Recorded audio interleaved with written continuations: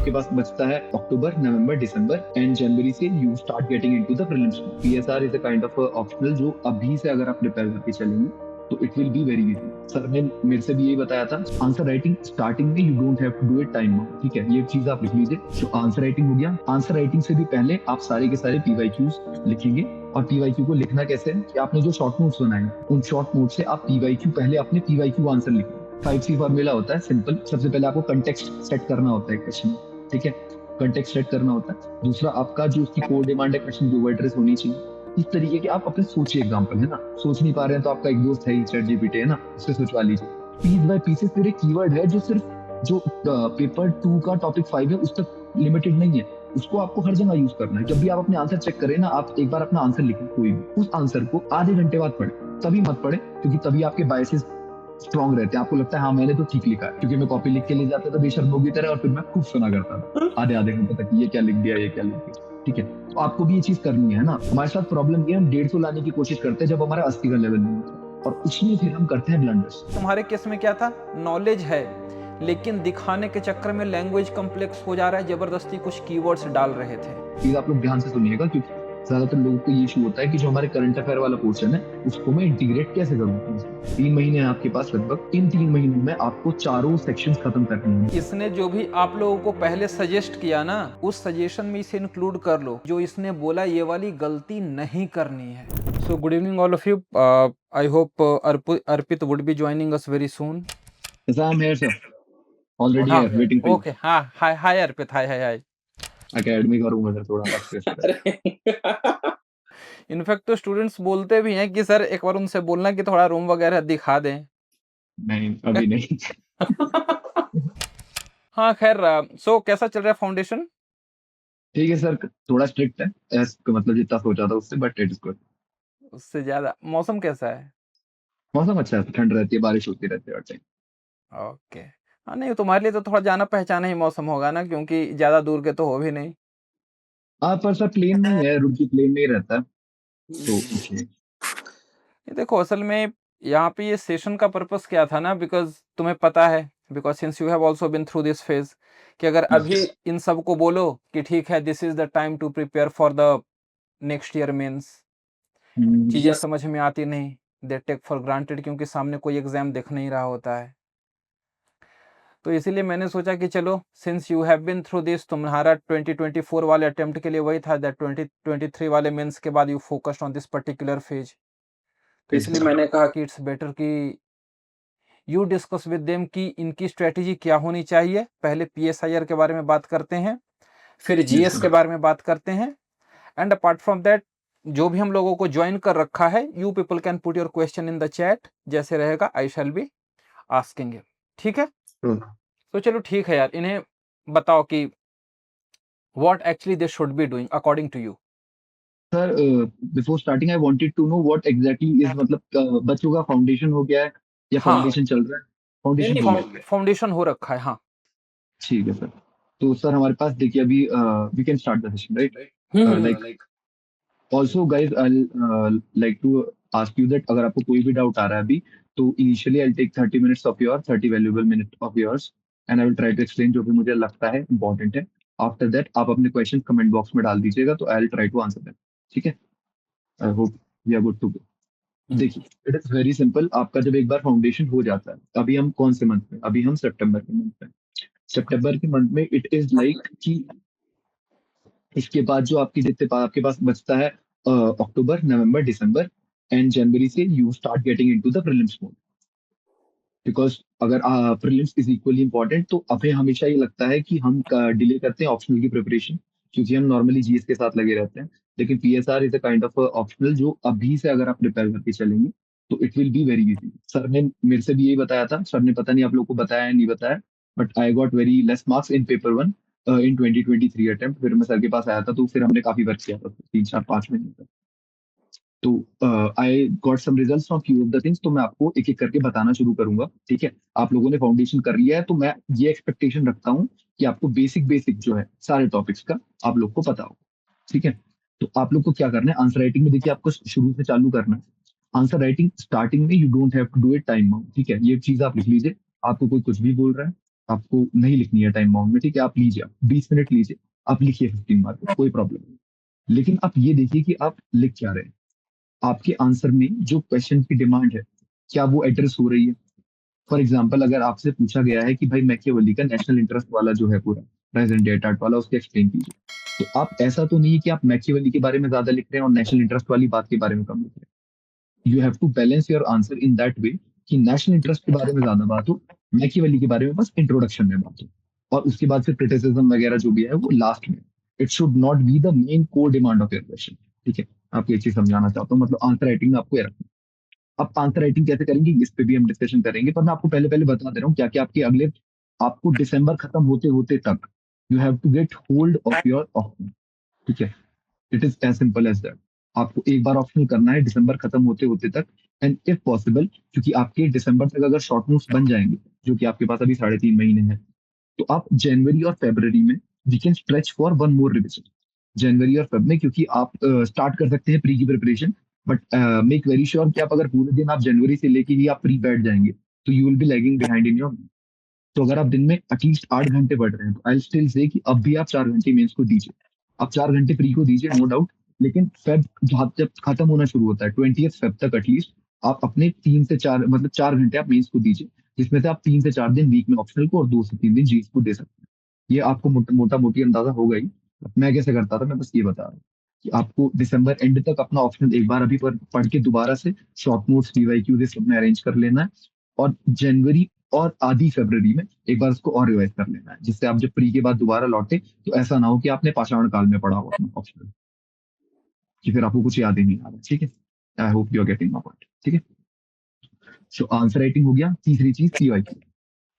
Answer writing से भी पहले आप सारे के सारे पीवाईक्यूज लिखेंगे, और पीवाईक्यू को लिखना कैसे है कि आपने जो शॉर्ट नोट्स बनाए हैं, दिस इज ऑल लिंक्ड। आपके जो शॉर्ट नोट्स हैं, ठीक है, उन शॉर्ट नोट से आप पीवाईक्यू पहले अपने पीवाईक्यू आंसर लिखेंगे।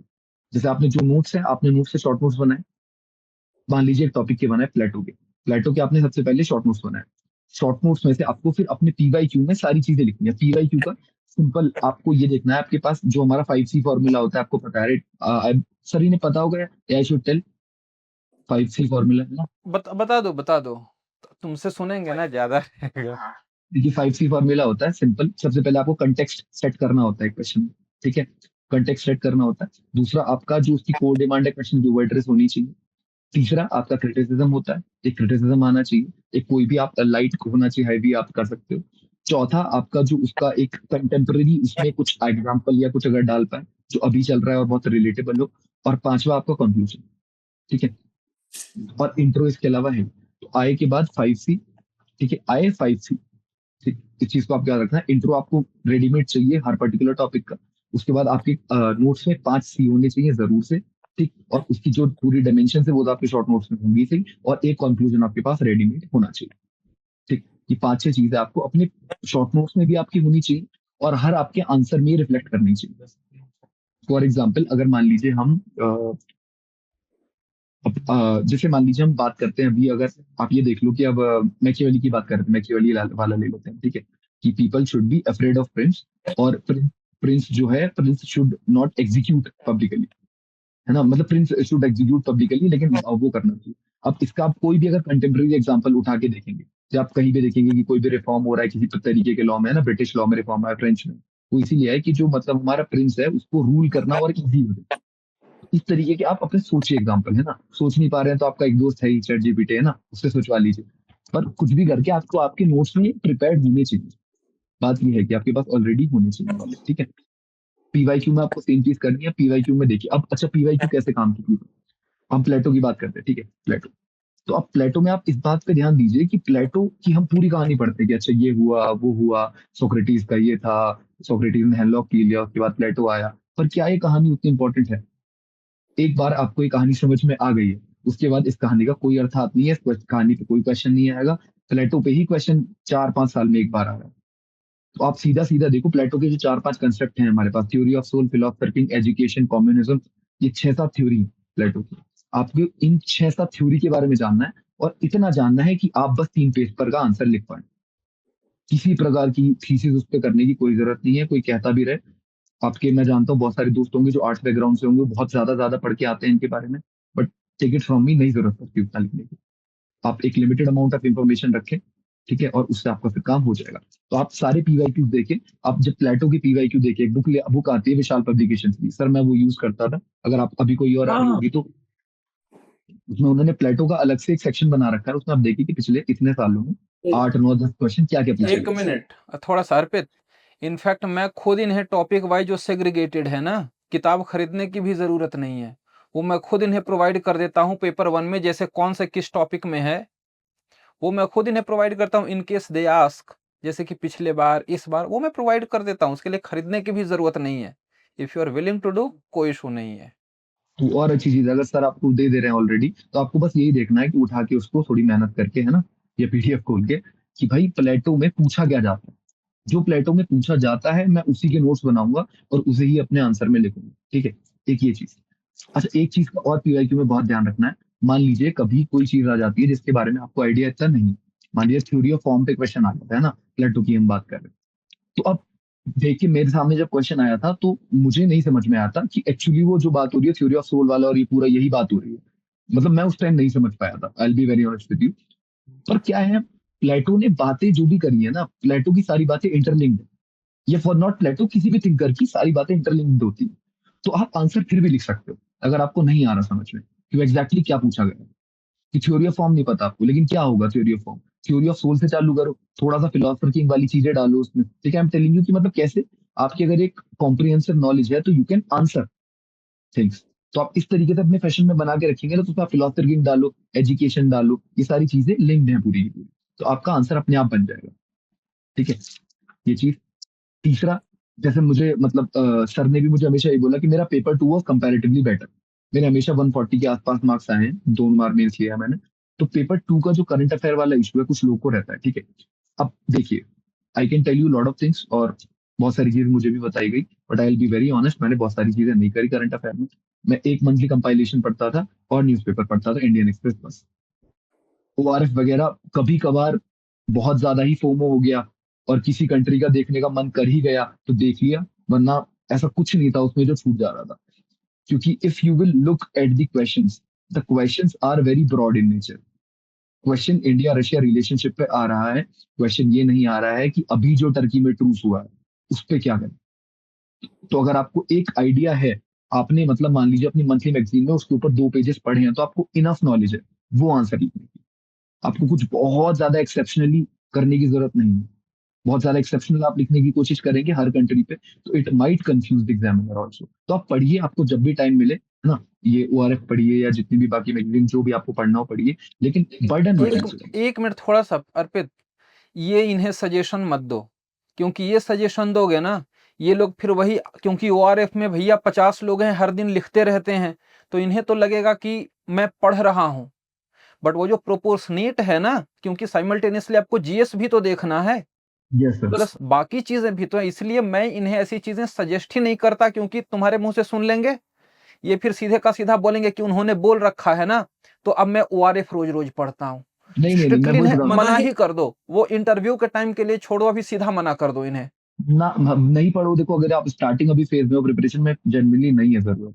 देखो I will tell you one thing, it the simplest thing you can do is to make your preparation easy is to limit your resources. और लिमिट योर रिसोर्सेज में भी बहुत सिंपल सी बात है कि अगर आपको कोई एक डेडिकेटेड मेंटोर है जो आपको बता रहा है कि आप ये करो, ठीक है।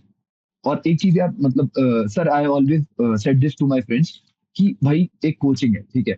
एक कोचिंग इतनी मेहनत करके 5 6 लोग बैठ के कोई कंटेंट बना रहे हैं तुम्हारे लिए, तो just eat it up, no. Why do you want to do that और सारी मेहनत दोबारा से।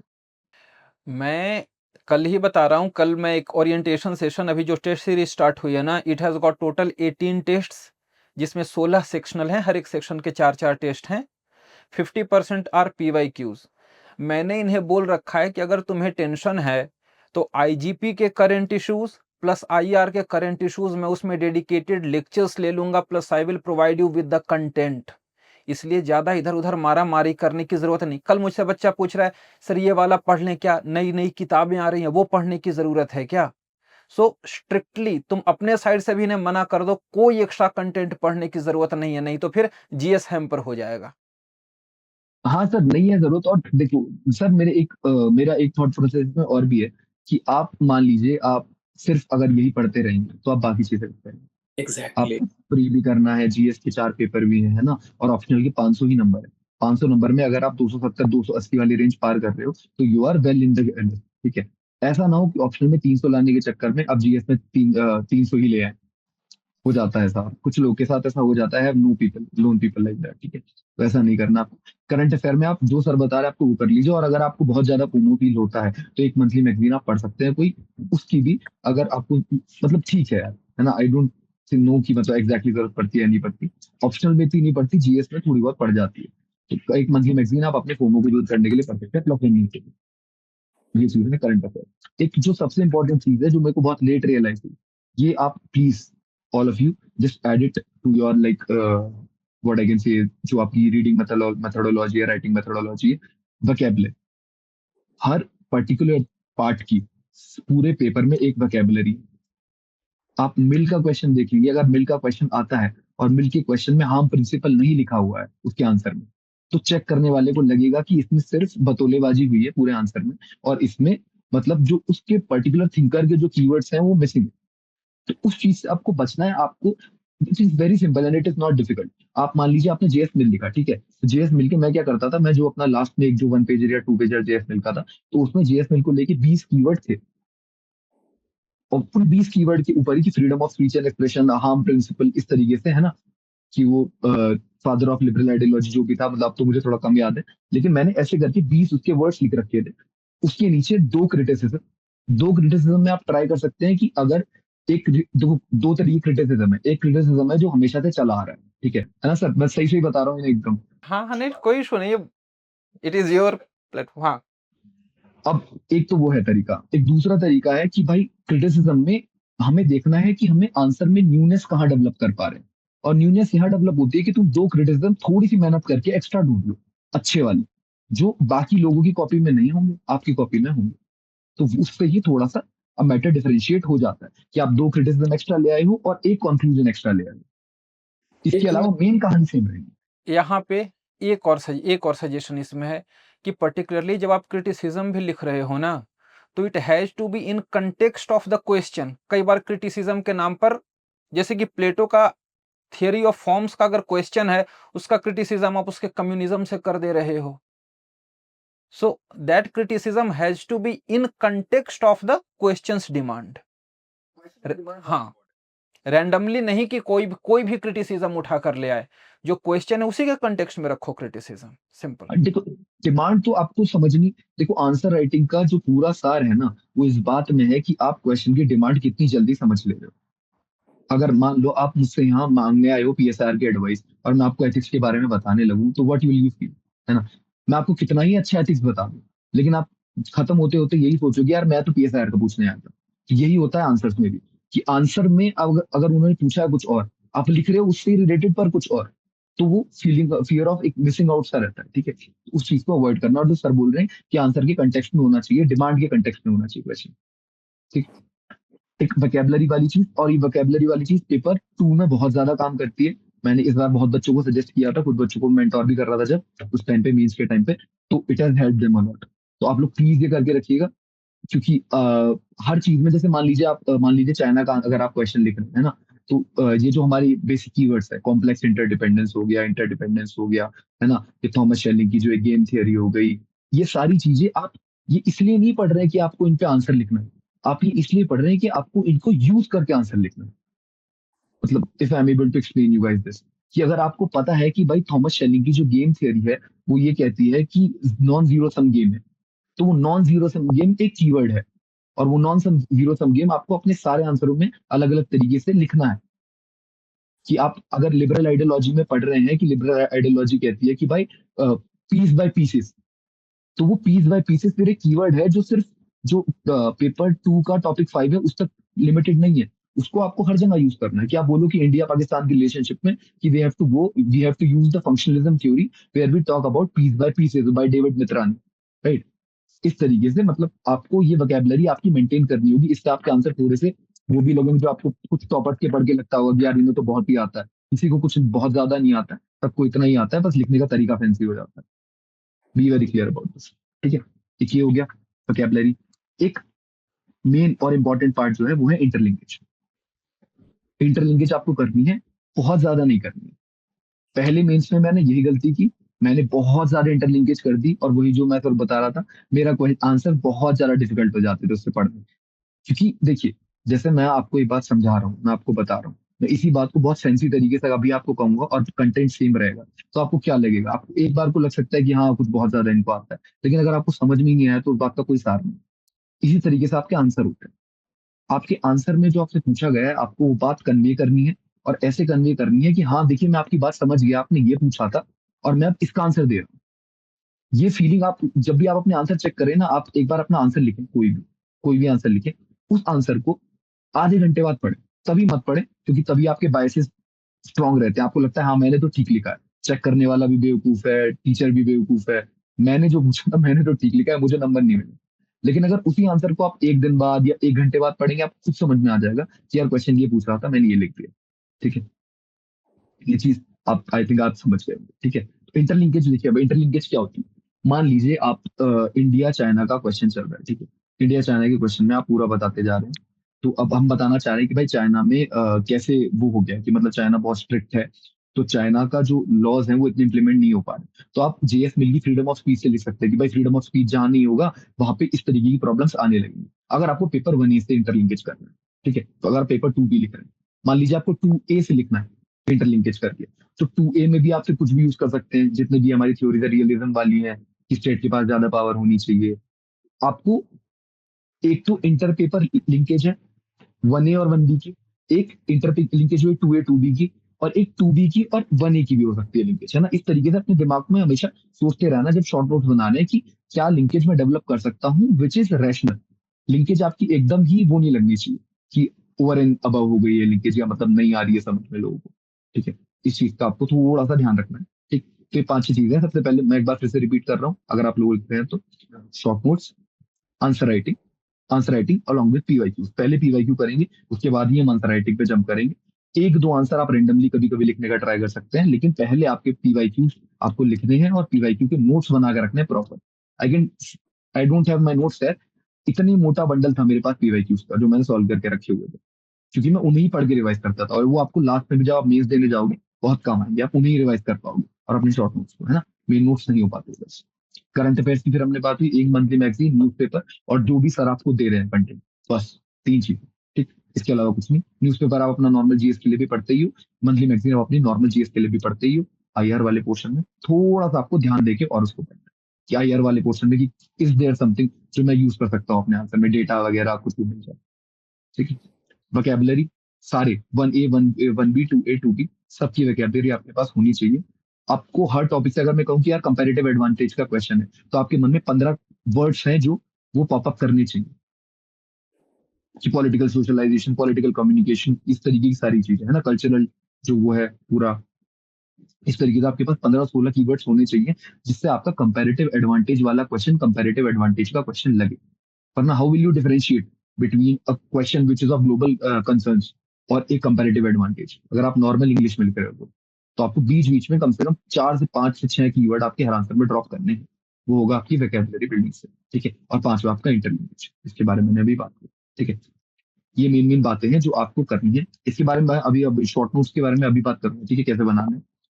इसके अलावा कुछ चीजें हैं जो मुझे सर ने बताई थी, तो I have a special mention of that, कि भाई ये चीज अगर आप करोगे आपके मार्क्स जंप हो जाते हैं। जैसे इफ आई से कि 2023 में, आई टेल यू 2023 में आई गॉट इन पेपर 1 मेरे मार्क्स 90s में थे, 90 90s में, 119 90s में थे। ठीक है, और मैं ऑनेस्टली बता रहा हूँ, आई न्यू पेपर 1 ठीक ठाक मात्रा में, ऐसा नहीं था कि मुझे नहीं आता था। पेपर 1 में मैंने सब पढ़ा भी हुआ था, हर चीज आती थी। ठीक है, पेपर 2 में इट वाज लाइक 138 139, मुझे भी एग्जैक्ट याद नहीं है, बट 140 के आसपास थे कुछ। तो अब मुझे अब biggest dilemma was for me कि यार मैंने पेपर 1 भी इतना ही पढ़ा, पेपर 1 ज्यादा पढ़ा एक्चुअली, क्योंकि हम सब में वो बायस होता है कि हमने पेपर 1 से शुरू करी होती है पढ़ाई, तो हम पेपर 1 पढ़ते हैं, और फिर जब दोबारा रिवीजन करना होता है फिर पेपर 1 पढ़ते हैं, तो पेपर 2 उसमें थोड़ा सा साइड लाइन होता जाता है। तो एक तो ये गलती नहीं करनी है, क्योंकि पेपर 2 इज रिवॉर्डिंग, और पेपर 2 में अभी मार्क्स आ रहे हैं, पेपर 1 में कंपेरेटिवली थोड़े मार्क्स कम हो गए हैं, मतलब उन्होंने मार्क्स इस तरीके से मार्किंग का कुछ किया है, पता नहीं क्या हुआ है वो, लेकिन आपको पेपर 2 पे इक्वली ध्यान देना है, क्योंकि it is very important for you.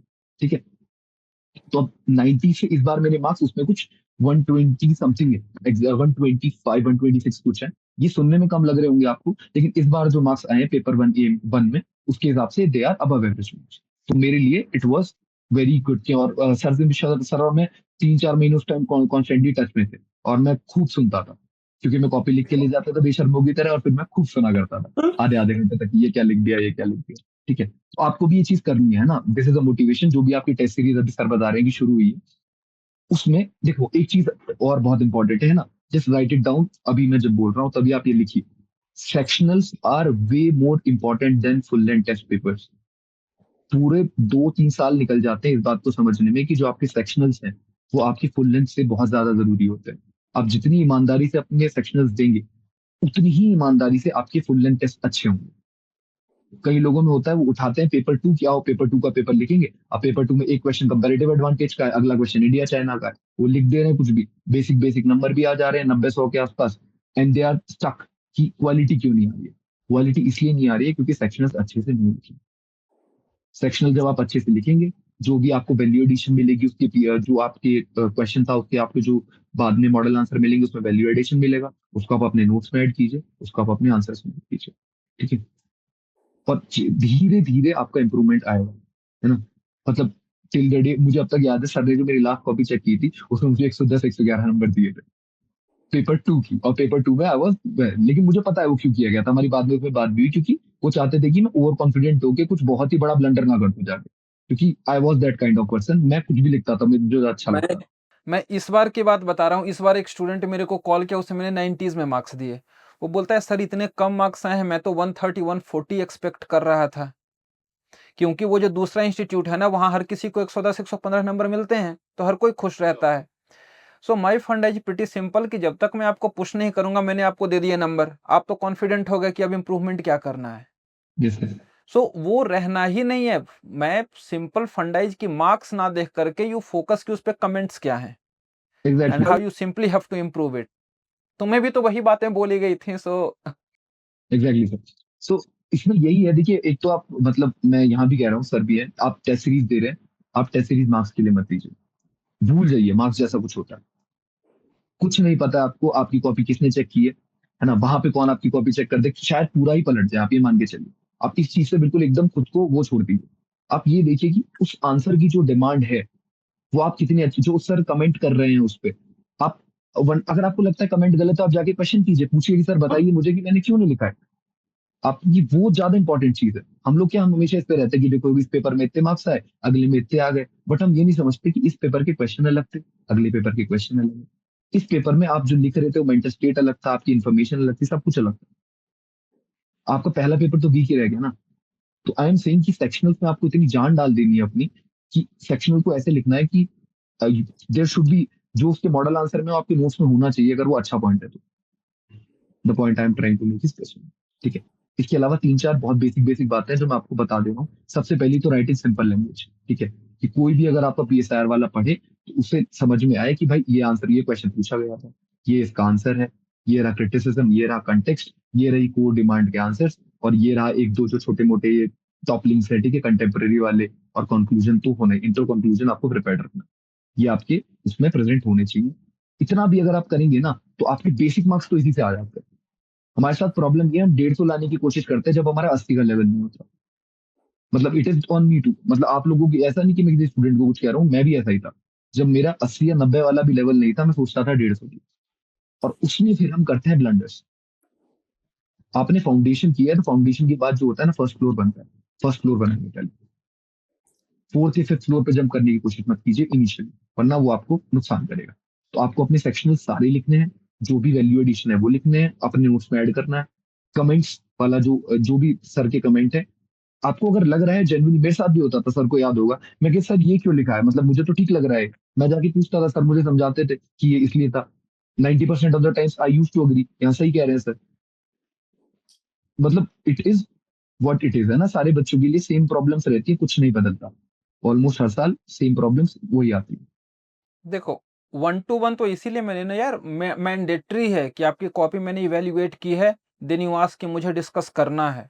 तो जैसा तेरे साथ सोफे पे बैठ करके डिस्कस करता था, इनके साथ भी, हर किसी के साथ, बिकॉज जो मेरा मेरी अंडरस्टैंडिंग है ना कि हर स्टूडेंट का असल में इशू यूनिक हो सकता है। जैसे तुम्हारे केस में क्या था, नॉलेज है लेकिन दिखाने के चक्कर में लैंग्वेज कॉम्प्लेक्स हो जा रहा है, जबरदस्ती कुछ कीवर्ड्स डाल रहे थे, तो तुम्हें क्या है सिंप्लीफाई करना था।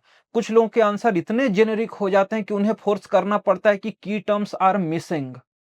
Yes sir. तो उस मुताबिक है कि हर स्टूडेंट का एक्चुअली अलग अलग कंसर्न होता है। So that is why it is 1 to 1 is there, you come, you sit, you discuss, ask, कोई इशू नहीं है। प्लीज यूटिलाइज दिस फैसिलिटी, है ना, क्योंकि ये नहीं है अवेलेबल, और जगह नहीं है अवेलेबल, मुझे नहीं मिली थी, फिर मैं सर के पास आया था, है ना। तो अगर आप इसको जितना ज्यादा यूटिलाइज करेंगे, आप आंसर पेपर लिख के भी अगर आप घर बैठ गए ना, तो मैं बता रहा हूँ नहीं आएगा interview में। ये मतलब हार्ड से थोड़ा, बट ट्रुथ है। दूसरा जो मैंने आपको बता रहा हूँ, hit that demand directly of the question. जो क्वेश्चन है वो आपका दूसरे पैराग्राफ से उसका डिमांड चालू होनी चाहिए।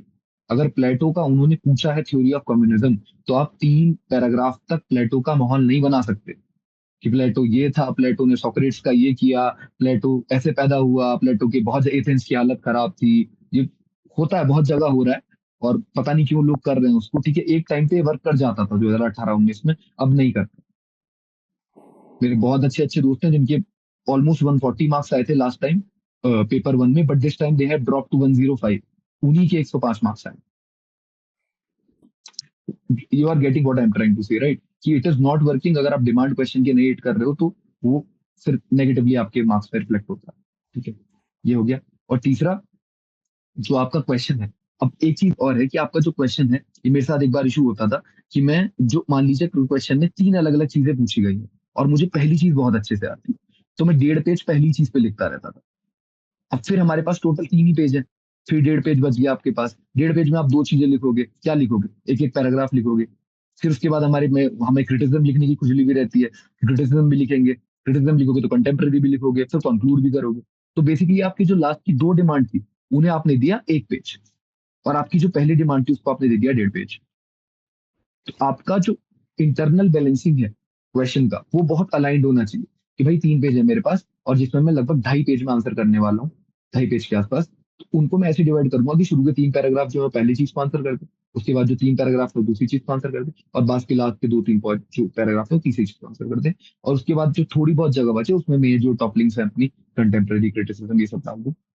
उसको मतलब बैलेंस करके चलना है, कभी भी इम्बैलेंस नहीं लगना चाहिए आपका आंसर। ये एक बहुत इंपॉर्टेंट चीज थी। ठीक है, ये मेन मेन चीजें थी। अब शॉर्ट नोट्स की हम बात कर लेते हैं एक बार, कि शॉर्ट नोट्स कैसे करना है। ठीक है, शॉर्ट नोट्स में देखो, सबसे पहले आपको एक तो इंट्रो आपका प्रिपेयर्ड रखना है आपको। ठीक है, और ट्राई कीजिए इंट्रो कुछ ऐसा हो जिसे आप रट सकें और आप डायरेक्ट लिख सकें। इंट्रो में आई डू नॉट वांट कि आपका दिमाग बहुत ज्यादा एंगेज हो उसको की वो करने में। जैसे मान लो अगर प्लेटो का क्वेश्चन है, तो कुछ कुछ बहुत ही बेसिक होते हैं प्लेटो के, वो आप कर लीजिए, कोई दिक्कत नहीं है ना। इनिशियली आपका टाइम भी कम होगा उससे, और आपका इंट्रो भी अच्छा लगेगा कि भाई पढ़ा लिखा इंट्रो इंसान तैयार करके आया है इसको। दूसरी चीज, कंटेक्स्ट। कंटेक्स्ट में आपको थोड़ा थोड़ा अंदाजा होना चाहिए, पेलोपोनेसियन वॉर क्या था। ठीक है, कि भाई हमारा जो भी पूरा ये चल रहा था, एथेंस की कंडीशन क्या थी, जो सब हम पढ़ते हैं ना, थोड़ा थोड़ा आपको अंदाजा होना चाहिए। लेकिन अब आप अगर पीवाईक्यू की उठा के देखो, कहीं भी क्वेश्चन ये नहीं आया कि कंटेक्स्ट क्या था। कंटेक्स्ट इज समथिंग जो शुरू के 1 से 1.5 पैराग्राफ में इंट्रो के साथ आप क्लब करते हो, जिससे आप बताओ कि नहीं मुझे प्लेटो के बारे में पता है। अब मैं आपको बताऊंगा जो आपने पूछा है। इंट्रो और कंटेक्स्ट को आप क्लब करो शुरू के 1-1.5 पैराग्राफ में, और फिर उसके बाद आप डिमांड चालू करो आंसर की, जो मेन क्वेश्चन पूछा गया। ठीक है, एक ये चीज आपको कंटेक्स्ट हो गया, कंटेक्स्ट। ठीक है, अब इसके बाद आता है हमारा लगभग जो हमारा मेन जो मसाला है आंसर लिखने का। मेन मसाले में क्या है, पूरे पूरे हमारे पास पॉइंट्स है। ठीक है, पूरा पूरा नहीं लिखना। मान लीजिए आपने लिखा theory of education, theory of education. ठीक है, तो ऊपर आप लिखिए मेथोडोलॉजी। ठीक, मेथोडोलॉजी में आपको क्योंकि अब आता है, आपको पता है क्या है वो चीज, तो फिर आप थोड़ा थोड़ा लिखिए उसके बारे में, हर चीज के बारे में, कि भाई ऐसे 3 चीजें थी, ये 3 क्लास थी हमारी, इन 3 क्लासों में प्रोड्यूसर क्लास ऐसी होती है, ये ऐसा होता है। ये आपका फिर सब आप एकदम कंप्रेस कर दीजिए। 2 पैराग्राफ में आपका थ्योरी ऑफ एजुकेशन खत्म हो जाना चाहिए with keywords, it should and. ठीक है, एक चीज आपको ध्यान रखनी है, और जैसे अगर आप ऑफलाइन नोट्स बना रहे हैं ना, मान लीजिए ये हमारी शीट है, तो शीट को ऐसे डिवाइड कीजिए कि आपका 3/4 ऑफ द शीट में आपके नोट्स बन रहे हैं, और साइड में आप इतनी चीज, इतनी जगह ब्लैंक छोड़ के रखिए। क्योंकि कई बार जब आप अपने मॉडल आंसर पढ़ेंगे या अलग अलग टॉपर्स की कॉपी पढ़ेंगे बाद में, तो बहुत सी चीजें मिलेंगी जो आप चाहेंगे कि आप अपने नोट्स में ऐड कर लें। वो कई बार फिर बाद में दिक्कत होती है। या तो आप एक चीज ये कर सकते हैं, या इसके साथ एक चीज और कर सकते हैं, कि ये बहुत बड़ा इशू है, प्लीज आप लोग ध्यान से सुनिएगा, क्योंकि ज्यादातर लोगों को ये इशू होता है कि जो हमारे करंट अफेयर वाला पोर्शन है उसको मैं इंटीग्रेट कैसे करूँ अपने इसमें, कि मैं पढ़ तो बहुत कुछ रहा हूँ इंडिया चाइना पे, पर how to use it, how how it should reflect in your answers, right. उसका ये एक सिंपल सॉल्यूशन है, आप एक पेज को ऐसे डिवाइड करके रखिए, इधर जो भी करंट में होता जा रहा है उसको बाद में ऐड करते जाइए, ठीक है। या आप क्या कर सकते हैं, एक वन नोट करके ऐप आता है माइक्रोसॉफ्ट का, ठीक है। सब थोड़ा सा डाइग्रेस कर रहा हूँ लेकिन ये नहीं इंपॉर्टेंट है, नहीं, मैं वन बोलूंगा। नोट बताना इनके लिए जरूरी है। One note is very benefit, बहुत बेनिफिशियल है वन नोट। हाँ इनको काफी हेल्प करेगा ये चीज। वन नोट आप ऐप डाउनलोड कीजिए, उसमें आप एक पीएसआईआर करके अपनी नोटबुक बना लीजिए, उसमें आप उसको अंदर जैसे आपका सिलेबस है एग्जैक्टली ऐसे ही डिवाइड कर लीजिए।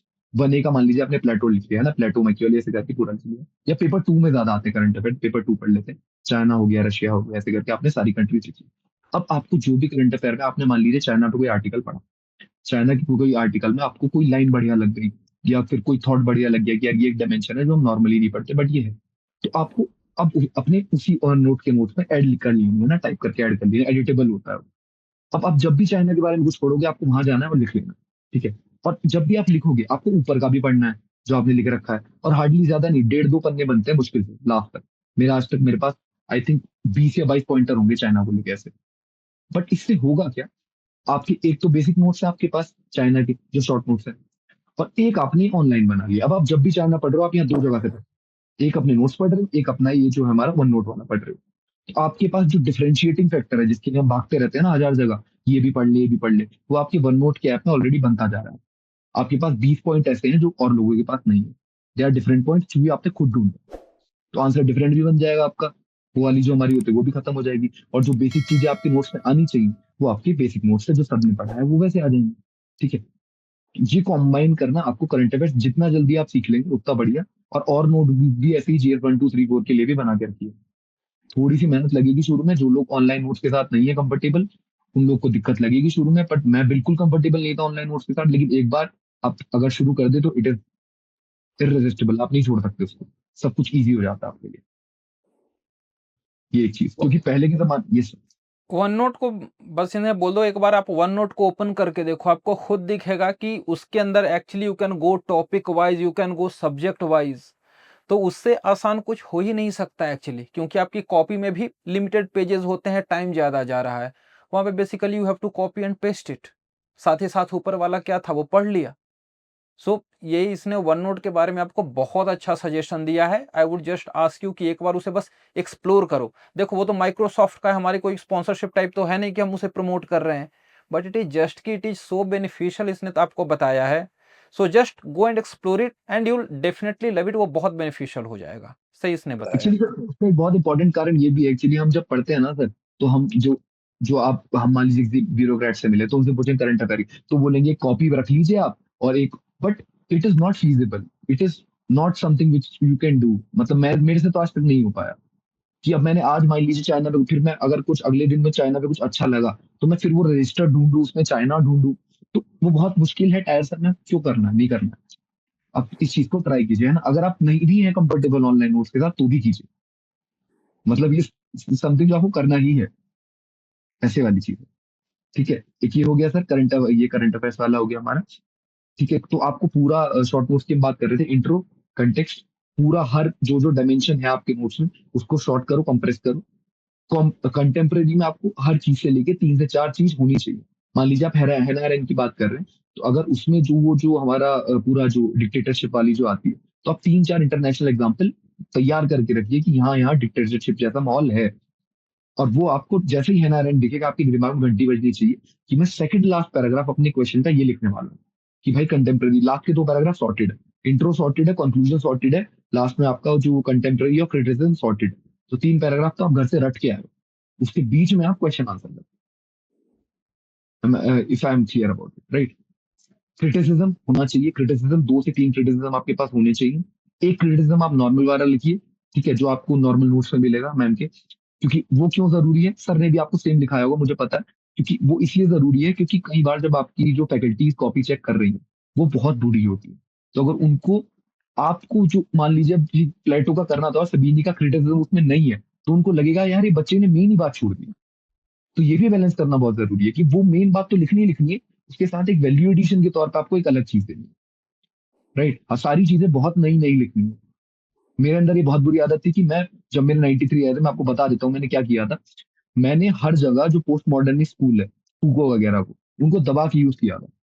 अब कोई आदमी अगर प्लेटो पढ़ रहा है और उसको प्लेटो के खत्म होते होते फूको दिख जा रहा है, तो उसको लगेगा कि बच्चे को कुछ नहीं आता है, बच्चे ने सब मिक्स कर दिया।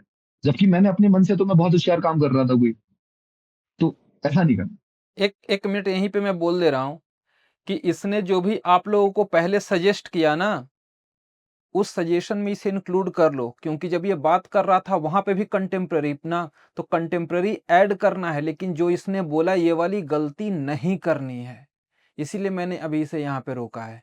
ये वाली गलती नहीं करने की जैसे कि की टर्म्स हैं, इंटरलिंकेज है, इंटरलिंकेज में अच्छा हुआ इसने आपको याद दिलवा दिया कि जबरदस्ती जो घुसाने वाली बात होती है ना, कि नए डायमेंशन के नाम पर, सो थ्रू फूको। और जब मेरे पास भी इसकी कॉपी आई थी तो इनिशियली ये सारी चीजें कर रहा था हर जगह पोस्ट, क्योंकि post modernist perspective is something जिससे कि आप किसी को भी क्रिटिसाइज कर रहे हो, हर जगह वो करता ही करता था। सो हमें चीजों को ज्यादा रेलेवेंट रखना है। सो अच्छा वो इसने ये बात आपको बताई, so please keep this in mind. ये सब मैं अपनी सारी गलतियां इसलिए बता दे रहा हूँ क्योंकि मैंने अभी करी है ना, साल भर पहले, ज्यादा पुरानी बात नहीं है। तो मुझे सब याद है बहुत अच्छे से कि मैं क्या करता था। तो इसलिए इस चीज का आपको ये भी ध्यान रखना है, ठीक है। शॉर्ट नोट्स आपको शॉर्ट नोट्स अभी बनाने हैं। शॉर्ट अब 5 महीने हैं आपके पास लगभग, इस बात को याद रखिए, लेकिन 5 नहीं, आपके पास लगभग 3 महीने, ठीक है। 3 महीने हैं आपके पास लगभग। इन 3 महीनों में आपको चारों सेक्शंस खत्म करने हैं। 20-20 दिन दीजिए, 90 दिन है हमारे पास, है ना, 80 दिन में हो जाएंगे। मेहनत कीजिए, बैठिए 5-6 घंटे रोज ऑप्शनल के साथ, क्योंकि ऑप्शनल है जो आपको लास्ट में रिवॉर्ड करने वाला है। I know the session was about की 5 महीने, but I know you guys can do it, right. अगर आपको मैं आज भी कह दूं कि आपको कि 1 महीने के लिए प्लान करना है, आप मुझसे अच्छा प्लान बना दोगे। प्रॉब्लम है प्लान एग्जीक्यूशन को, कि हमने जो सोचा था वो हम कर भी पा रहे हैं या नहीं कर पा रहे। तो अभी आपको लगभग 80 से 90 दिन को डिवाइड कीजिए। जो पार्ट्स आपको नॉर्मली बड़े लगते हैं और जिनसे डर लगता है, उनको थोड़ा ज्यादा समय दीजिए। फॉर एग्जाम्पल, जैसे बच्चों को 1B से बहुत डर लगता है। आई वॉज देयर 1B में, जब वो पॉलिटी वाले स्ट्रेट फॉरवर्ड क्वेश्चन आते थे कि NHRC के बारे में लिखो, तो मुझे लगता था कि मैं GS का आंसर लिखूंगा। तो अगर आपके साथ ये सेम इशू है, तो उस पर आप ज्यादा टाइम दीजिए। सर से पूछिए सर आप इसमें कुछ ऐसे नोट्स प्रोवाइड करा क्या, ये मुझे जो थोड़ा सा ऑप्शनल स्पेसिफिक हो। सर ने मुझे कराए थे, क्योंकि मुझे याद है कुछ टॉपिक्स के, स्टैट्यूटरी बॉडी हुआ, इन सबके जहाँ मुझे दिक्कत होती थी, है ना। तो जहां आपको लग रहा है वहां पे आप ज्यादा टाइम तो थोड़ा, ठीक। बने अगर आपने ऑलरेडी बहुत बार पढ़ लिया है, तो प्लीज अपने कंफर्ट जोन को वो करना बंद कीजिए कि मैं 40 दिन तो बने ही पढ़ूंगा। ऐसा मत करो भाई, क्योंकि बने वन चार वो पार्ट पोर्शन है ना, ये चारों पोर्शन को इक्वली वेटेज मिलना चाहिए। बाद में आप पेपर में आप जैसे अटेम्प्ट करके आएंगे वो आपकी इच्छा है, लेकिन अभी जब हम नोट्स बना रहे हैं तो हमें सबको बराबर इज्जत देनी पड़ेगी। क्योंकि इस बार सर ने भी देखा होगा बहुत ज्यादा हुआ है, बहुत लोग 2A के पे रिलाई करते थे, अब 2B का ज्यादा आ गया इस बार, 2A वाले भी पार्ट में आ गया, है ना सर। इस बार PSR में यही हुआ है, बहुत लोग बता रहे हैं मुझे, मैं तो देख अरे नहीं पाया। इस बार जो हुआ है ना, इस बार जो रटने वाला सिस्टम था ना, जो लोग बोलते थे रट लो रट लो रट लो, इस इस बार बार खत्म ही हो सब गया। इस इस बार बार सबकी सबकी बर्बाद बर्बाद हुई हुई है। है। और असल में पता है, पेपर 2 में you would have enjoyed it, क्योंकि इतना ज्यादा इस बार एप्लीकेशन बेस्ड क्वेश्चंस है ना, ट्रेडिशनल क्वेश्चंस नहीं है, अंडरस्टैंडिंग बेस्ड क्वेश्चंस हैं। और वो इसी वाले में इसी लिख लेता था सर, वही वही तो तो मुझे मुझे दिक्कत पता आती है। थी रटने वाले में। हाँ, तभी तो मैंने बोला ना कि you would have enjoyed it. कल एक लड़का वही ओरिएंटेशन सेशन में वो बोल रहा है कि सर क्या करें, ऐसे करें वैसे करें। फिर वो लड़का मुझसे बोलता है कि सर एक आप ही हो जिसने पेपर 2 डिस्कस किया, पेपर 2 कोई और किसी और फैकल्टी ने डिस्कस नहीं किया। मैंने कहा भाई ले दे करके, पेपर 2 के लिए एकमात्र मैं ही ऑप्शन हूं आपके पास, एंड टेंशन मत लो, पेपर 2 में आपको समझा दूंगा, चाहे वो कंपेरेटिव रहो या फिर थ्योरी ऑफ IR हो। सो इस बार असल में जो एप्लीकेशन बेस्ड थोड़ा सा डाल दिया ना, यस सर, और और मुश्किल हो गया काफी नोट्स। हाँ, इस जो रटने वालों के लिए मुश्किल है, अदरवाइज जो समझ रखे थे उनके लिए तो it was easy, you would have liked it.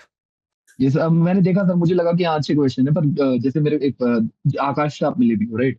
तो उसने मेरे को बोला कि क्योंकि उसका थोड़ा याद करने वाला ज्यादा अच्छा है, मतलब बहुत स्ट्रांग है, हाँ तो उसको थोड़ी दिक्कत हुई। तो ये चीज आपको नहीं करनी है ना, मैं ये समझाना चाह रहा हूँ कि 2A और 2B वाला जो आपका पार्ट है पूरा का पूरा, जैसे जो एप्लीकेशन बेस्ड पार्ट है, 2B is application based and 1B is application based, इन पे भी आपको इक्वली हार्डवर्क करना है, इनको लास्ट तक के लिए छोड़ के नहीं रखना। इस चीज का आप मतलब अभी से करके रखिएगा।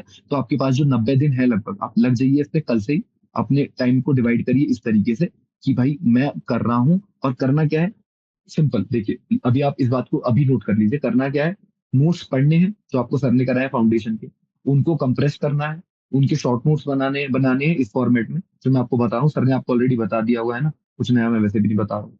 कंप्रेस करना है, फिर उनसे देखना है कि पीवाईक्यूज क्या क्या आए हैं, जिन चीजों में पीवाईक्यूज ज्यादा आ रहे हैं उसमें और वैल्यू एडिशन करना है, क्योंकि वो क्वेश्चन रिपीट होने की टेंडेंसी ज्यादा है। पीवाईक्यू लिख लिया आपने। अब इसके बाद आपको जो भी सर ने सेक्शनल दिया है उस सेक्शनल को लिखना है और उसके मॉडल आंसर से फिर वैल्यू एडिशन करना है। ये है आपकी कथा जो आपको करनी है। इसके अलावा कितनी भी मतलब इसमें इधर उधर टॉप लिंक्स हमेशा रहेंगे, राइट? कि आपको मतलब किसी ने पीडीएफ भेज दी कि भाई देखो हर टॉपिक के थिंकर इसमें है, अलग thinker, different thinkers, but can you remember that? You can not. I am telling you, you can not. मेरे याद करने का बहुत स्ट्रांग था पर मैं भी नहीं कर पाया कभी भी। याद कर लोगे आप उसको, लिख नहीं पाओगे आंसर में, कुछ फायदा नहीं है उसको। तो जो आपको जितना दिया जा रहा है अगर आप उतना कर लीजिए, आप पहले 270 280 नंबर तक पहुंच जाइए। अगर आप 270 280 नंबर पार कर जा रहे हैं उसके बाद आप 300 के लिए आप करिए मेहनत, लेकिन पहले 270 280 के चक्कर में 210 ना आ जाए। This is my concern. ठीक है, ये कुछ कुछ चीजें हैं। अब आप लोगों ने जो भी अपने डाउट्स डाले हैं या आप लोग अभी भी डालना चाहते हैं तो आप डाल दीजिए। आई एम वेटिंग, है ना, 2 मिनट। आप, मैं भी 2 मिनट वेट करता हूँ, आपके डाउट्स आप डाल दीजिए and then I try to answer them one by one. Okay sir? या आपको कुछ और ऐड हाँ करना हो सर आप बता दीजिए। नहीं नहीं नहीं, ब्रॉडली मुझे वही कहना था कि इसने जो कुछ भी आपको सजेस्ट किया है ना, प्लीज सब कुछ को एक बार में इम्प्लीमेंट करने की कोशिश मत करना। Sure sir. एक एक करके सबसे पहले स्टार्ट विद द बेसिक। सबसे पहले जो सिंपल क्वेश्चंस हैं आप उनके आंसर्स लिखो। If you are comfortable with that then go for the complex ones. नहीं तो आप क्या गलती करते हो, सबसे पहले कॉम्प्लेक्स में डाला, उसमें गड़बड़ी हुई, 2-3 आंसर्स लिखे, उसके बाद यू सिंपली गेट डिस्करेज्ड। तो ये वाली गलती सिंपली नहीं करनी है। और बिना आंसर लिखे यार कोई ऑप्शन नहीं है, you need to write answers. और ये जो टेस्ट सीरीज है ना, उसे प्लान भी उस तरीके से किया गया है क्योंकि हर एक वीक एक टेस्ट है, एक सेक्शनल टेस्ट है। सो आपके पास पीएसआईआर पढ़ने का भी टाइम है, आपके पास जीएस पढ़ने का भी टाइम है, and by mid Jain anyway ये टेस्ट सीरीज खत्म हो रहा है। सो इस तरीके से सिस्टमेटिक उस तरीके से है। और मैंने भी कह रखा है कि validity is till March 31, but maximum you go for mid Feb, क्योंकि मिड फेब के बाद आपके ऊपर प्री का टेंशन आने लगेगा। तो वो फिर इंसान दो सब दिमाग में चलता है, प्री के लिए पढ़ूं मेंस के लिए पढ़ूं। सो उससे पहले ही निश्चिंत कर लो। और हाँ, एक और बात, डिस्पाइट बीइंग अ पीएसआईएफ फैकल्टी मैं कह रहा हूं, जीएस को इक्वली फोकस करना है, because I have had student जिनका, उसका क्या उसका नाम था तुम्हारे फ्रेंड का, लो इसका मेरा दिमाग, हाँ शिवम, हाँ Shivam, he scored I think 270 275 के अराउंड उसका पीएसआईआर में स्कोर था, बट इंटरव्यू कॉल उसका आया, अनफॉर्चुनेटली उसका फाइनल लिस्ट में नहीं आ पाया। इसीलिए you have to manage your balance your GS with optional along with essay. तो ये जो 4-5 महीने है ना, तीनों को पूरे का पूरा आप अपने दिमाग में एक टारगेट रख लो कि इन द फेब मेरा एग्जाम है, मेरा मेंस फेब में है, उससे पहले by January I have to complete every part of my syllabus. गड़बड़ी वही होती है कि इमीडिएट जब आपके पास एग्जाम होता है, आप एग्जाम पे फोकस होकर प्रॉपर्ली पढ़ते हो, जब सामने एग्जाम दिख नहीं रहा होता है ना, आप बस प्रोक्रेस्टिनेट करने लगते हो, आपका सारा मामला, आपका प्रिपरेशन हेवायर हो जाता है। ये मुझे अपने साइड से बस इतना ही बेसिक ऐड करना था। हाँ, सो देखो, एक तो बहुत लोगों ने ये सवाल पूछ रखा है कि तुम्हारे नोट्स के बारे में, यस सर। तो तुम अपने कुछ short notes, basically short notes वगैरह। मेरा चैनल है टेलीग्राम पे, आप लोग अर्पित कुमार रैंक 421 करके आप लोग टेलीग्राम पे सर्च करेंगे ना, आ जाएंगे। उसमें मैंने अपलोड किए थे अभी मेंस के टाइम पे, तो 1A 1B 2A 2B सबके अपलोडेड है उसमें, तो आप वहां से देख लीजिएगा। ठीक है, बट मैंने प्लीज आई अगेन से don't just rely on my notes. अपनी मेहनत उसमें कुछ आप एक बार, क्योंकि मेरी राइटिंग बहुत खराब है फर्स्ट ऑफ ऑल, तो मैं पहले ही बता देता हूँ कि बहुत ज्यादा साफ नहीं लिखता हूँ मैं। ठीक है, और उसके अलावा और भी टॉपर्स हैं है ना, जिनका बेस्ट आपको नोट्स लगे वहां से देखिएगा, वो आपको ज्यादा हेल्प करेगा जहां से भी आप पढ़े हों। लेकिन इसके साथ मेरी एक और सजेशन है, आपके शॉर्ट नोट्स अपने होने चाहिए। ठीक है, अर्पित सामने बैठा हुआ है, you can refer to that, लेकिन इसके नोट्स आपके अपने नोट्स कभी मत बनाना, क्योंकि हो सकता है अर्पित को थिंकर याद करने में दिक्कत हो तो वो थिंकर ज्यादा मेंशन करेगा, किसी को आइडियाज याद करने में दिक्कत हो, उसके शॉर्ट नोट्स में आइडियाज ज्यादा होंगे। Your own notes will be your own, आप उसके साथ ज्यादा रिलेट कर पाओगे। आप इसके नोट्स पे डायरेक्टली इफ यू थिंक कि मैं समय बचाता हूं, वो आपके लिए ज्यादा मेहनत वाला हो जाएगा, क्योंकि फिर आप इसके शॉर्ट नोट्स को याद कर रहे होगे, which anyway will not be that much beneficial. आप रेफरेंस लीजिए, बट हमेशा make your own short notes. Sir मैं वो बता देता हूँ जैसे और शॉर्ट नोट्स का, आप जो लोग हैं आप लोग एक बात अभी थोड़ा लेटेस्ट स्टेजेस में बात समझ जाएंगे। शॉर्ट नोट्स का जो देखिए रहता है ना, टॉपर्स के शॉर्ट नोट्स हुए, नोट्स, इनमें नहीं मिलेगा आपको कुछ डिफरेंट। मतलब I don't know how to say this, और कैसे आपको मैं समझाऊं ये बात।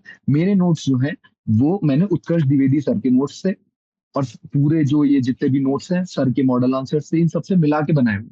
तो आप अगर उत्कर्ष द्विवेदी सर के नोट्स पढ़ोगे और मेरे देखो, आपको लगेगा बहुत सी चीजें सिमिलर, क्योंकि उत्कर्ष द्विवेदी सर ने पिछले साल के किसी टॉपर से ऐसे ही बनाए थे। This is something which you should understand. जितना जल्दी आप समझेंगे कि आपका जब आप अपना कोई नोट बना रहे हैं, वो नोट आपके आंसर में रिफ्लेक्ट होता है।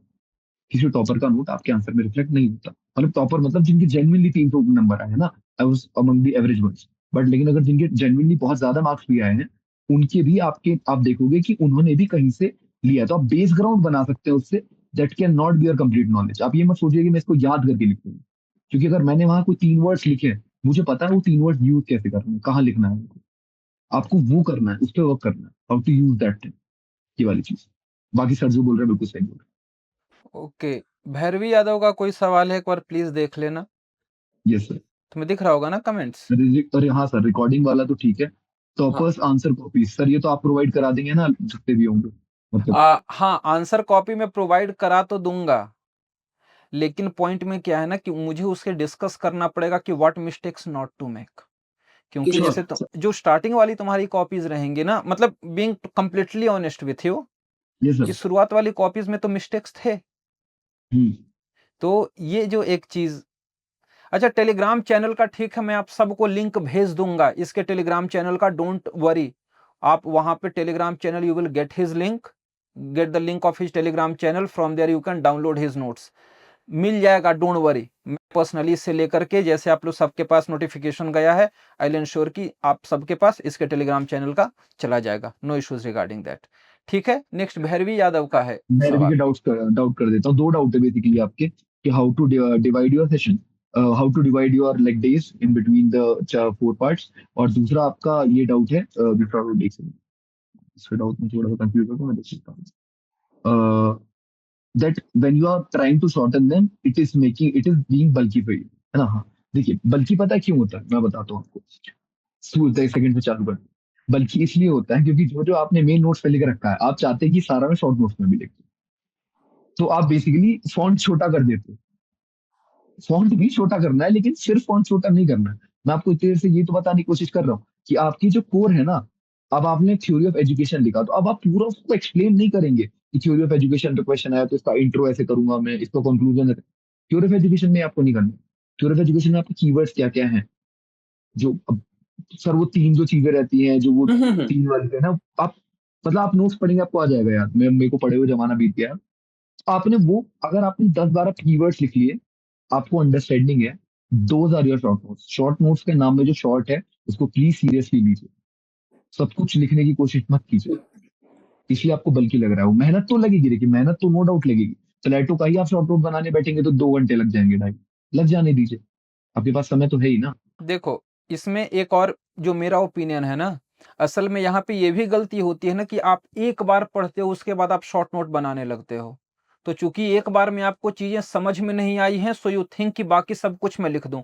शॉर्ट नोट्स टॉपिक को पढ़ने नहीं, समझने के बाद बनाओ। 3 बार सर, मिनिमम 3 बार जब आप पढ़ लेंगे किसी टॉपिक को, उसके बाद ही आप उसको शॉर्ट नोट पे जम कीजिए। क्योंकि समझने के बाद बनाओगे ना, देन यू नो कि ठीक है, आइडिया मुझे पता है। शॉर्ट नोट का मतलब क्या है कि सिर्फ वो सारे कीवर्ड्स होने चाहिए through which you can remember a whole page और अ होल पैराग्राफ। सिर्फ शॉर्ट नोट्स में सिर्फ कीवर्ड्स मेंशन कर दो, उसके साथ अगर कुछ कुछ वैसा एडिशनल किसी थिंकर का स्टेटमेंट वगैरह है तो। एक बार पढ़ के नहीं, 2 बार 3 बार पढ़ के जब आप टॉपिक को समझ गए हो ना, then make your short notes, अपने आप वो उतना बल्कि नहीं बनेगा। Exactly exactly. आपको शॉर्ट नोट्स, क्योंकि देखिए यार, ये ऐसा है ना, आज मैं आपसे अगर एबीसीडी पूछूं, ए फॉर एप्पल, आपको याद आता है ना ए फॉर एप्पल, क्योंकि आपने बचपन में वो समझ लिया था, आपको कोई नोट नहीं देखना पड़ा उसके लिए, वो इंटरनलाइज्ड है, क्योंकि आपने इतनी बार पढ़ लिया ए फॉर एप्पल।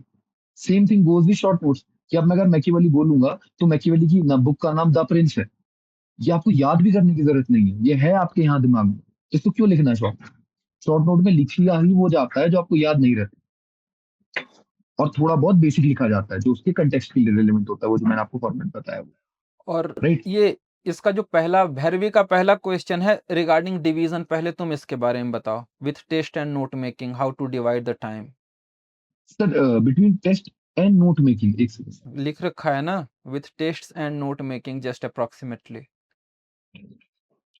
सर देखिए, मैं जो करता, अगर मैं आपकी जगह में होता तो मैं ये करता। डेज पहले तो मैं डिवीजन बता देता हूँ। सबसे पहले आप 1 स्टार्ट करेंगे तो आप 25 डेज में ट्राई कीजिए 1 खत्म करने का, ठीक है। उसके बाद 1 आप ट्राई कीजिए 20 डेज में, ठीक, क्योंकि ये आपके दोनों 45 डेज में होनी चाहिए। 90 डेज है हमारे पास। फिर 2A में पेपर 2 में चेंजेस। पेपर 2 में आप ट्राई कीजिए आपका जो 2A है वो 20 दिन में हो जाए, और 2B आपको 25 दिन दीजिए, क्योंकि 2B में क्या होता है, हम हमेशा 2A तो आप पढ़ ही लेंगे बार बार, आपको दिक्कत आएगी इधर जो आपका ये 2B वाला पोर्शन है, क्योंकि ये छूट जाएगा लास्ट में। और ये छूट जाता है, और फिर जब मेंस का टाइम आता है तो वी ऑल पैनिक। तो आपको 2B को अभी से ठीक ठाक टाइम देना।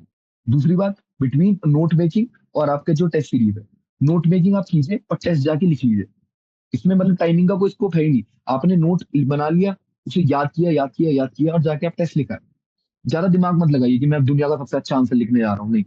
आपको आंसर लिख के आने, 10 आंसर 20 आंसर टाइम में लिख के आने, बस। That's it. ये अगली बड़ी गलती होगी जो आप अपने ऑप्शनल और जीएस के साथ भी करते हो, क्योंकि हमें लगता है कि अभी ये सब टॉपिक प्रिपेयर नहीं हुआ है तो अच्छे से पढ़ के लिखूंगा, उस चक्कर में यू सिंपली प्रोक्रेस्टिनेट। जिस समय भी है ना, जस्ट अगर ठीक है आधा मैंने पढ़ रखा है, जस्ट डिसाइड अ डेट कि इस डेट को मुझे टेस्ट लिखना है, एंड राइट दैट टेस्ट। अगर आपने बुरा भी लिखा है ना, वो बुरा test will be act as a motivation कि अगली बार मुझे एक अच्छा टेस्ट लिखना है। अपने अंदर आपको खुद से डिसिप्लिन को इन्फोर्स करना पड़ेगा। कोई यहाँ पे एक्सटर्नल एजेंसी नहीं है to force discipline within you. अगर आपने डिसिप्लिन को फोर्स कर दिया, ठीक है पहली बार मैं बुरा लिखा, वो जो बुरा लिखा ना अगली बार that should act as a motivation कि अगली बार मैं अच्छे से पढ़ के जाऊंगा, उसके अगली बार और अच्छे से पढ़ के जाऊंगा। प्लस जो भी आपको सजेशन मिल रहे हैं, और मैंने ये ओरिएंटेशन में भी बोल रखा है, you have to incorporate that in your next answers. वो 100% नहीं होगा, 40%, 50%, 60% होगा, फिर गलतियां होंगी, फिर उसे इनकॉर्पोरेट करना है, फिर उसे इनकॉर्पोरेट करना है। इनफैक्ट अर्पित, मैं तुम्हारे थ्रू इन्हें ऐसा बता रहा हूं, in fact what I have said, जो तुमने पहले बताया कि टाइम लिमिट को भूल जाना है, मैंने इन्हें पहले ही बता रखा है कि do not put time limit, अभी अपने पास टाइम है। मैंने बोला है कि किसी भी क्वेश्चन को पहले स्ट्रक्चर, जैसे ऐसे में कैसे अपन स्ट्रक्चर बनाते थे, तो छोटा सा अगर दिक्कत लग रही है ना, तो छोटा सा एक स्ट्रक्चर बनाओ और उसके बाद you write down that answer, ताकि you come and discuss with me कि ये स्ट्रक्चर में कोई इशू तो नहीं है। Because after certain period of time, practice के बाद अपने आप बिना स्ट्रक्चर के automatically will start writing answer. अभी you try to write the best that you can, लेकिन हाँ टाइम लिमिट में अननेसेसरली प्रोक्रेस्टिनेट नहीं करना है, बस। प्रोक्रेस्टिनेशन नहीं होना चाहिए। टाइम लिमिट का आप अभी थोड़ा रिलैक्स कर सकते हैं। ऐसा नहीं है कि आपको 10 ही मिनट में करना है। कि आप लिखोगे, बहुत कुछ कचरा सा लिखोगे, खुद को भी अच्छा नहीं लगेगा, है ना। स्पीड पे वर्क हो जाता है। कई लोग को अभी डर लगता होगा कि हाँ मैं कैसे लिखूंगा, मेरे तो 4 घंटे 4.5 घंटे लग जाते हैं। सबके साथ यही होता है। पहला पेपर जो मैंने लिखा था 4 घंटे में लिखा था, और अभी जो मैं लिख के आया हूँ 2 घंटे 55 मिनट में लिख के आया था लास्ट में। कुछ नहीं, टाइम हो जाता है, बस मेहनत करनी पड़ती है। ऐसा नहीं कि बैठे बैठे हो जाता है, ऑब्वियसली। मतलब आप करेंगे उस पर मेहनत धीरे धीरे, लेकिन इनिशियल पीरियड्स में आप पेपर कंप्लीट कीजिए, और जो आपको आता है वो लिखिए, जो आप पढ़ के हैं, वो ज्यादा इंपॉर्टेंट है। सर मैं अगला क्वेश्चन आंसर कर देता हूँ इनका। हाँ, हिमांशु का सवाल है। Yes sir. हिमांशु का क्वेश्चन है कि 2A जो है, जैसे कंपैरेटिव पर्सपेक्टिव हुआ, पॉलिटिक्स ऑफ रिप्रेजेंटेशन हुआ, लिटिल और नेग्लिजिबल मटेरियल अवेलेबल नहीं है। लिटिल नेग्लिजिबल कहाँ है इसमें मटेरियल? नहीं है ऐसा। इसका एक्चुअली इसमें आपको, अच्छा आपको मैं समझ रहा हूँ प्रॉब्लम क्या क्या आ रही होगी। इसमें देखिए क्या होता है कि हम चाहते हैं कुछ डिफरेंट मिल जाए, पर इसमें क्वेश्चन आते हैं सीधे सीधे। अगर अब आपसे कोई पूछ रहा है कि what is structural functional approach, तो आप उसमें क्या डिफरेंट लिखोगे? आपको नॉर्मली लिखना है उसमें सर। एक दो कंपेरेटिव आप जो ये कंटेम्पररी वाला एक आधा छोटा मोटा कुछ ऐड कर दोगे, है ना। इन वाले क्वेश्चन में आपको जेन्युइनली बहुत ज्यादा कंटेंट चाहिए ही नहीं। शुरू के जो 4 टॉपिक है, कंपेरेटिव पॉलिटिक्स हो गया, स्टेट इन कंपेरेटिव पॉलिटिक्स हो गया, हमारे पॉलिटिकल पार्टीज वाला हो गया, और ग्लोबलाइजेशन वाला हो गया। ये 4 टॉपिक है ना। इन 4 में आपको बहुत ज्यादा नहीं पढ़ना। अपने 4-5 पेज के बढ़िया शॉर्ट नोट्स बना के तैयार रखो, थोड़ी बहुत इंटरलिंकेज, थोड़े बहुत current affairs, and cram them up. Understand them and cram them up, और उसी को आंसर में लिखो। कुछ बहुत ज्यादा ग्लोबलाइजेशन पे अगर आप पढ़ने चले जाओगे ना, ग्लोबलाइजेशन पे 80 आर्टिकल मुझे लगता है रोज लिखे जाते हैं। कहाँ तक पढ़ोगे? कुछ नहीं, जरूरत नहीं है ना। आपको लग रहा है कम है कंटेंट, कंटेंट कम नहीं है, जो सर ने दिया आप उतना पढ़ लीजिए। और आपको अगर ज्यादा और लगे कि आपको कंटेंट चाहिए, तो ग्लोबलाइजेशन के 6 से 8, 6 से 7 क्वेश्चन जो होंगे उनके मॉडल आंसर उठाना, उनमें कुछ ना कुछ डिफरेंट मिल जाएगा, उसे अपने नोट्स में ऐड कर लो। आंसर आपका डिफरेंट हो गया, 3 पेज का आंसर लिखना है आपको, हो जाएगा इतने में। है ना? सर आपने इन्हें बता ही दिया होगा ये बात, नहीं मैं नहीं आपको बता देता हूँ। असल में ये सवाल इसलिए आ रहा है ना because all of them are not my students.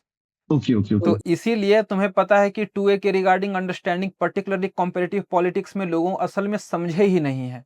So that is why question simple भी आता है ना या थोड़ा सा एप्लीकेशन बेस्ड अंडरस्टैंडिंग बेस्ड आता है, they start facing that problem. So Himanshu, you simply meet मी।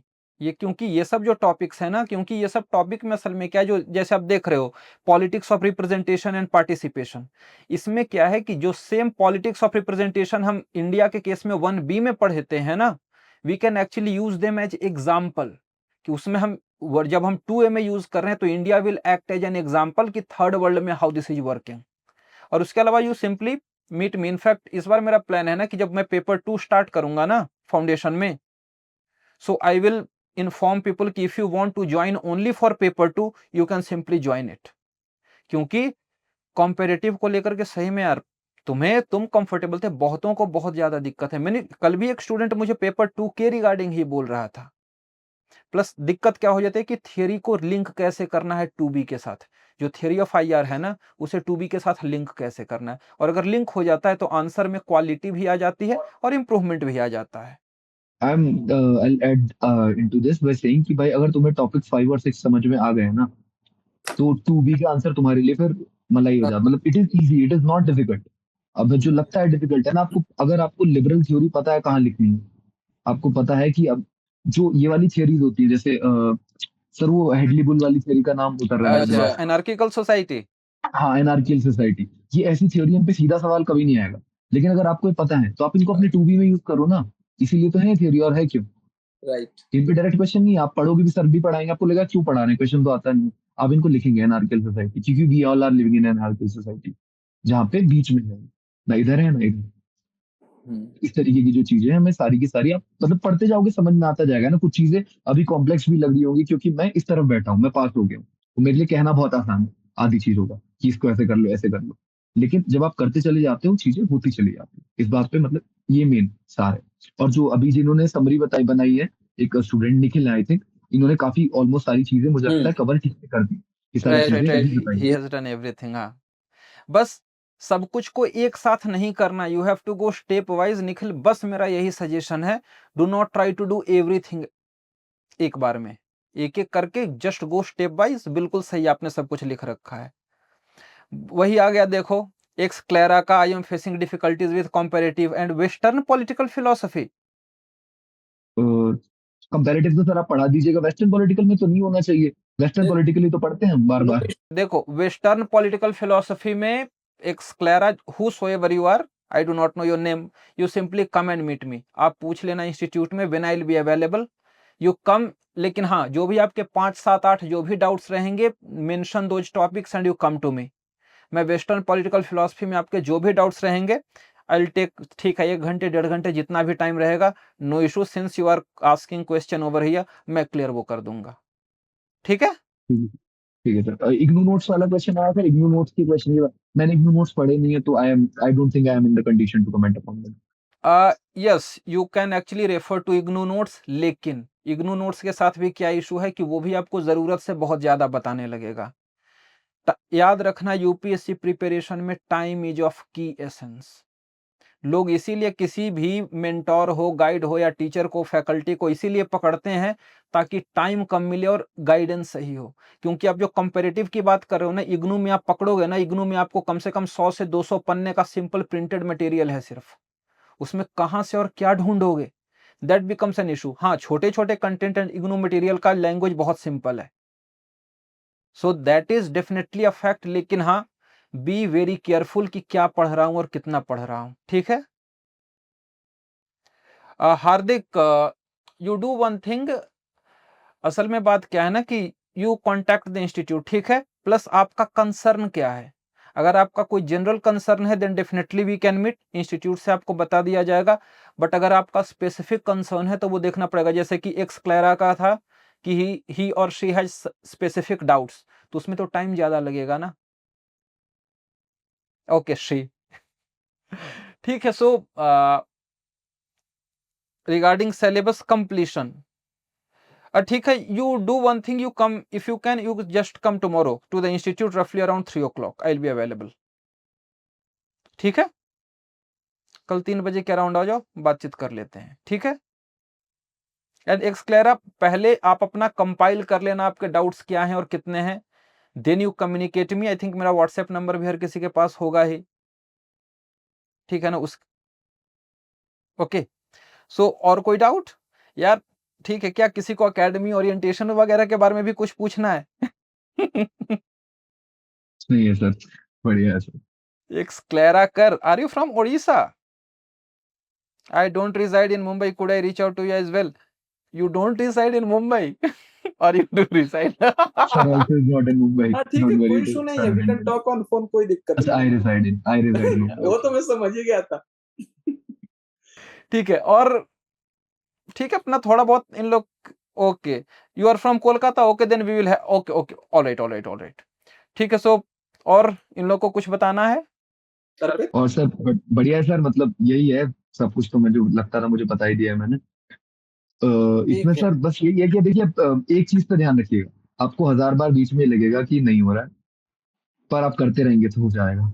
मतलब एज सिंपल एज दैट। आप एक कोई भी नई चीज पढ़ेंगे, आपको लगेगा कि यार ये तो बहुत डिफिकल्ट है, ये समझ नहीं आ रही, आप उसको 3 बार पढ़ लेंगे, it boils down, it becomes easy with time. Comparative politics जब मैंने पहली बार पढ़ा था, मुझे कुछ समझ नहीं आता था। अब मुझे लगता है कि जब कंपैरेटिव पॉलिटिक्स में है ही क्या, कंपैरेटिव पॉलिटिक्स इज सबसे आसान क्वेश्चन, क्योंकि सीधा क्वेश्चन पूछते हो कि भाई बताओ, सोशियोलॉजिकल जो तो थॉट है बताओ, कंपैरेटिव पॉलिटिक्स पे क्या है, पॉलिटिकल इकोनॉमी थॉट बताओ। पॉलिटिकल इकोनॉमी पे 5 बार क्वेश्चन आ चुका है, मतलब उन्हें पॉलिटिकल इकोनॉमी ही पूछना है, तो आप उसके, अगर आपने ऑलरेडी 2 पेज के नोट्स बना रखे तो पॉलिटिकल इकोनॉमी का आंसर लिख दोगे, बात खत्म। हाँ, अगर आप पॉलिटिकल इकोनॉमी समझ के आप कोई किताब उठा के बैठ गए कि आओ अब मैं पॉलिटिकल इकोनॉमी समझूंगा, तो फिर अगला एक्सपर्ट नहीं बनना है, बस अपने दिमाग में डाल लो, एग्जाम क्लियर करना है। कल एक लड़की मिलने आई, वो बोलती है सर मुझे पढ़ने में बहुत अच्छा लगता है। मैंने बोला कि फिर जाकर के पीएचडी करो। वही, कोई मतलब नहीं सर, यहाँ पढ़ने का नहीं है, यहाँ सिर्फ आपको एग्जाम क्लियर करना है, दैट इज दी थिंग। मैं बिल्कुल क्रूडली कह रहा हूँ। हाँ सर, मैं भी कोशिश ये कर रहा हूँ कि अगर आप लोग देखिए, आप लोगों ने अपना टाइम दिया है, आप जो भी 10 12 13 लोग हैं, तो आप ये प्लीज कुछ चीजें सीख के जाएं, ये आपको हेल्प करेंगे लॉन्गर टर्म में, कि आपकी प्रिपरेशन इज नॉट समथिंग जहां आपको बहुत विद्वान बनना है, इट इज समथिंग जहां आपको बहुत, क्योंकि you are trying to become an administrator, and the work of an administrator is to execute what you know by what you know. तो इस पे आप वर्क करेंगे तो it will help you. This is जो मैं कहना चाहता था। Hardik, yes I was talking about Delhi institute. अगर आप दिल्ली में नहीं रहते हो, if you are not in Delhi, then will have to talk on phone, या फिर in case you are I mean आप घर पे हो, आप दिल्ली में हो क्या? अगर आप दिल्ली में नहीं हो, then contact me on this WhatsApp, ठीक है। उसके बाद मैं आपको बता दूंगा किस समय बात करते हैं, ठीक है ना। It was nice meeting you, ठीक है sir, I will take care. अरे चलो ठीक है, you are in Rohtak but can reach Delhi, ठीक है, नो इश्यूज। फिर ज्यादा अच्छा रहेगा कि मिल करके बात कर लो, क्योंकि फोन से ज्यादा वो कॉन्फिडेंस ज्यादा मिलता है ना जब कोई सामने में बैठ करके बात करता है। जस्ट आप लेवल अप आईएएस आप इंस्टीट्यूट के regarding you just contact, they will inform me, बात हो जाएगी। You will gate the link, परेशान मत हो, रिकॉर्डिंग के लिए आप सबको मिल जाएगा। बस इस रिकॉर्डिंग को थोड़ा प्रोसेस भी तो होने में टाइम लगता है ना यार। सर मेरे को नहीं, इसमें एक चीज और बोलनी है सर, कोई जरूरत नहीं है रिकॉर्डिंग देखने की, है ना, लिमिटेड टाइम है तुम्हारे पास। तुम आए, तुमने यहाँ सुना जो हमने बताया, तुमने कुछ चीजें नोट करी, 6 से 7 पॉइंट जो तुम्हें तुम्हारे काम के लगे, दैट्स इट, है ना। Preparation should not be your time, क्योंकि अब हम बात कर रहे हैं तो भाई पॉडकास्टिंग टाइप का कंटेंट है, तो कंज्यूम करना बहुत इजी होता है, पर तुम यही 1 घंटा इसको देखने से अच्छा वो चीज देखो जो सर ने पढ़ाया हो, वो सही में तुम्हारे आंसर लिखने के काम है। मतलब हाँ ठीक है, okay, you join 40 minutes later, then you can watch it. नहीं ठीक है, मैं देखो ये पूरे का पूरा डाल देंगे यूट्यूब पर, and its link will be send to you people. जैसे आप लोग के पास इसका लिंक गया था ना, accordingly the link of that YouTube video will be send to you. उसके लिए टेंशन मत लो। Okay sir. या देखो, तुम आसानी से इन्हें समझा देते हो कि रिकॉर्डिंग देखने की जरूरत नहीं है, बट यस सर, 2 साल पहले का अपना फेज याद करो। Yes sir. नहीं सर, हमने गलतियां करी हैं, वो गलतियां मतलब ना ही हो तो बेटर है, बहुत चाहता नहीं और लोग करें। Yes sir. चलो ठीक है अर्पित, श्योर सर। वापस कभी आना इंस्टीट्यूट, मुलाकात होगी, बैठकर बात करेंगे, ठीक है ना? So nice talking to you, all of you. Thank you for giving your time. Thank you so much, sir, for inviting me. Yeah, thank you very much. ठीक है, thank you. Okay then, I hope सारे doubts clear हो गए होंगे। और तो कुछ मेरे लिए भी कुछ बचा हुआ है क्या? एंड देखो यार, just reach out, absolutely no issues. और जो पेपर 2 को लेकर के डर है ना, आई एम हियर। पेपर 2 का सारा डर खत्म हो जाएगा। मैंने बता रखा है ना, अगर मैं जीएस वालों को समझा सकता हूं तो आप तो फिर भी ऑप्शनल वाले हो। Absolutely no issues, and you can actually refer to many of my videos on YouTube, and if you can relate, well and good. And regarding this test series, just अगर कोई भी डाउट रहेगा, reach out. Otherwise, if you will find it beneficial, even for the students जो कि दिल्ली में नहीं है, because phone पर जैसे कि एक अखिलेश जो है, his rank is 331, वो मेरा ऑनलाइन स्टूडेंट है, मैंने आज तक उससे इन पर्सन कभी नहीं मिला। So for the online students, हम फोन पर 1-to-1 डिस्कस करते हैं। I mean, हम मतलब मैं। Okay, so that's it. बाकी और कुछ रहेगा तो you people can reach out, कोई टेंशन नहीं है, ठीक है? बस फोकस करो, एंड प्लीज ये जो 4 महीने है ना, दिमाग में रखो कि फरवरी में मेरा मेंस है। अगर वो दिमाग में रख लिया, and prepare all your subjects accordingly, जैसे कि बाकी लोग प्री और मेंस के बीच में देखो 60 से 70 दिन होता है, पीपल कैन प्रिपेयर। तो अभी अगर अपने पास 90 दिन है, वी कैन डेफिनेटली प्रिपेयर। और अगर अभी प्रिपेयर कर लिया ना, आप प्री में ज्यादा कॉन्फिडेंटली जाओगे और आप मेंस के लिए बहुत ज्यादा श्योर रहोगे। ये एग्जाम लिखने का है, and main exam is mains, pre is just qualifying यार, ठीक है? ओके देन, चलते हैं। Enjoy all of you. Okay then, bye.